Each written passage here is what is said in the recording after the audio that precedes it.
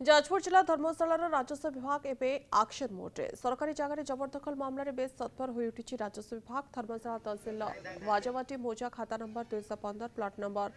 58/52 जड़े ठिकादार बेआईन भाव में सरकारी जमी को जबरदखल कर पिचु प्लांट चलाई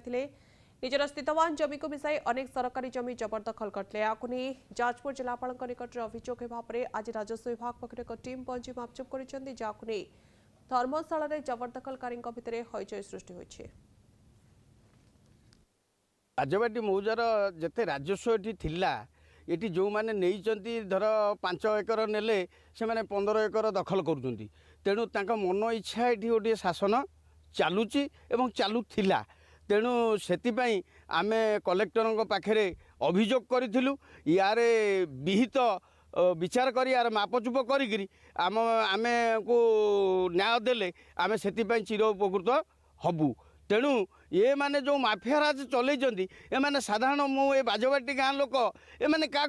पचारू भी ना जदि प्लांट उपर तो ये जहाँ जगह नहीं ये बहु अधिक माने आमर